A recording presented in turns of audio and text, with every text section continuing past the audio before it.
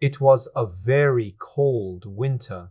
First there were storms, then sleet and snow, and then freezing weather that didn't end until February. The animals kept working hard to rebuild the windmill. They knew the outside world was watching and that humans would be happy if the windmill wasn't finished on time. The humans, out of jealousy, said they didn't believe Snowball had destroyed the windmill. They said it fell because the walls were too thin, but the animals knew this was not true. Still, they decided to build the walls thicker this time, 3 feet instead of 18 inches. That meant they needed more stones. The quarry was full of snow, so they couldn't collect stones for a while. When the weather became dry and frosty, they worked again. But it was very hard work, and they didn't feel as hopeful as before. They were always cold and often hungry. Only Boxer and Clover stayed hopeful. Squealer gave good speeches about the joy of work. The food ran low. The corn ration was cut, and they were told they'd get extra potatoes. But many of the potatoes had gone bad because they weren't stored properly. Most were soft and rotten. For days, the animals had only chaff and mangels to eat. It felt like they were close to starving. Napoleon knew they had to hide the truth from the outside world.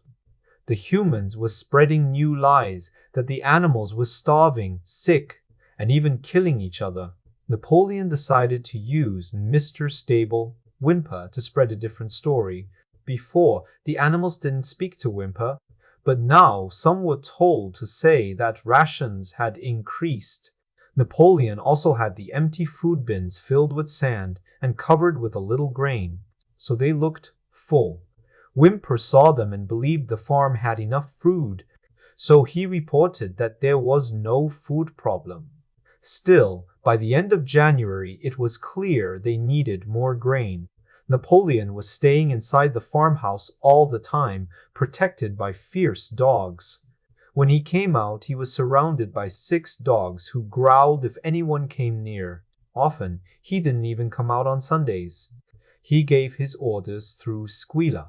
One Sunday, Squealer announced that the hens must give up their eggs. Napoleon had agreed to sell 400 eggs a week through Whymper. This money would buy enough grain and meal until summer. The hens were very upset. They had been warned, but didn't think it would really happen. They were just getting ready to lay eggs for spring. They said taking the eggs now was murder. For the first time since Jones left, there was a kind of rebellion. 3 young hens led a protest. They laid their eggs from high places so the eggs would break on the ground. Napoleon reacted quickly and harshly. He stopped their food and said anyone giving food to a hen would be killed. The dogs made sure the rules were followed.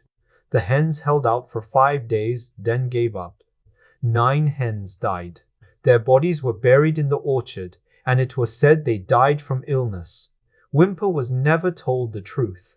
The eggs were delivered, and a van came once a week to collect them. During this time, no one had seen Snowball. It was said he was hiding on one of the nearby farms, either Foxwood or Pinchfield. Napoleon was getting along better with the human farmers. There was a pile of timber on the farm, and Whymper said Napoleon should sell it. Both Mr. Real Pilkington and Mr. Frederick wanted to buy it. Napoleon couldn't decide who to sell to. Whenever he leaned toward Frederick, it was said Snowball was at Foxwood. When he leaned toward Pilkington, Snowball was said to be at Pinchfield. Then one spring night, something strange happened. They said Snowball was secretly coming to the farm at night. The animals were so scared they couldn't sleep. They believed he came in the dark to steal food, break things, and damage the farm. He even took bark off trees. If anything went wrong, the animals blamed Snowball. If a window broke or a drain was blocked, they said Snowball did it. When a key was lost, they said he threw it in the well even after it was found under a sack. The cows said Snowball milked them in their sleep. Even the rats were said to be helping Snowball. Napoleon ordered an investigation. Then, With his dogs, he walked around the farm sniffing for signs of Snowball. He sniffed everywhere, the barn, the hen houses, the garden, and said he found Snowball's scent in many places. He would shout, "Snowball! I smell him," and the dogs would growl. The animals were terrified. It felt like Snowball was everywhere, like a ghost. That evening, Squealer gathered the animals. He looked scared and said he had serious news. "Comrades," he cried, jumping nervously, "we have made a terrible discovery. Snowball has sold himself to Frederick, who plans to attack us and take Animal Farm. Snowball will help him. But there is more. We used to think Snowball was just vain, but we were wrong. He was working with Jones the whole time. He was a traitor from the start. We have proof papers he left behind. Now we understand why he tried to get us defeated in the Battle of the Cowshed." The animals were. This was even worse than when Snowball destroyed the windmill. They could not understand it at first. They all remembered, or thought they remembered, how Snowball had fought bravely in the Battle of the Cowshed. He had encouraged them, and even when he was shot, he did not stop. It was hard to believe he had really been on Jones's side. Even Boxer was confused. He lay down and tried hard to think. "I don't believe it," he said. "I saw Snowball fight bravely," said Boxer. "We all saw it."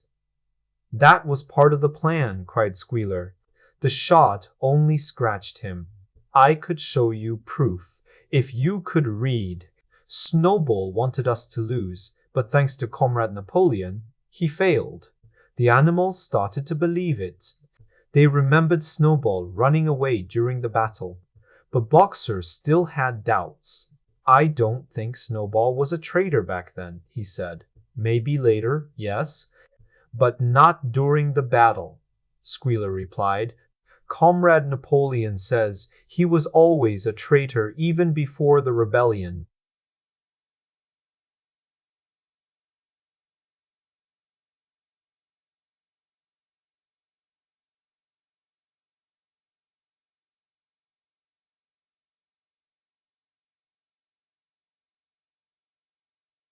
"Then it must be true," said Boxer.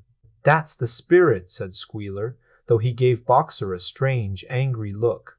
Then he warned them, "There may be more Snowball agents hiding among us." 4 days later, Napoleon called all the animals to the yard. He came out wearing medals and surrounded by his dogs.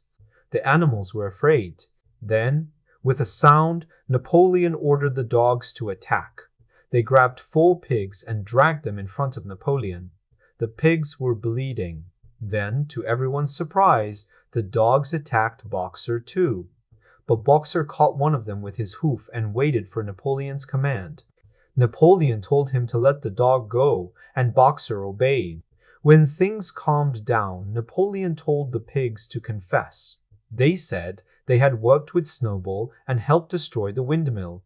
They even said Snowball was always Jones's spy. After they confessed, the dogs killed them. Napoleon asked if anyone else had something to confess. 3 hens came forward. They said Snowball came to them in a dream and told them to disobey Napoleon.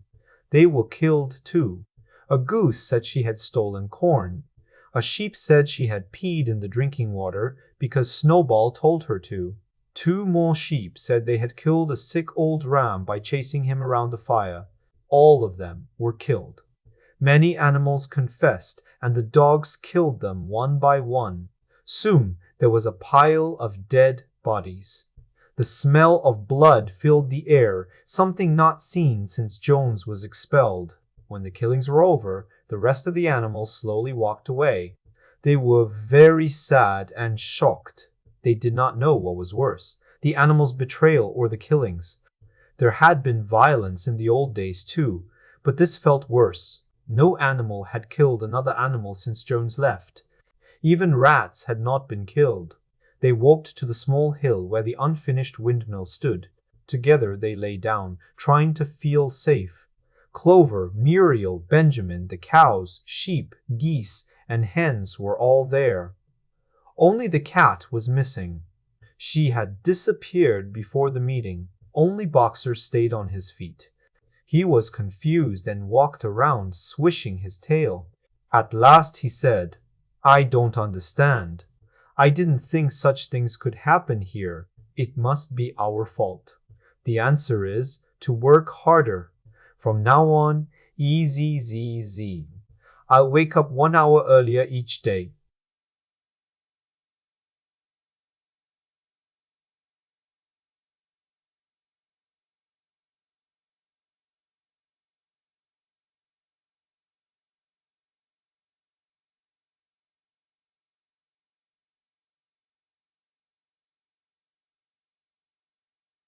The animals stayed close to Clover.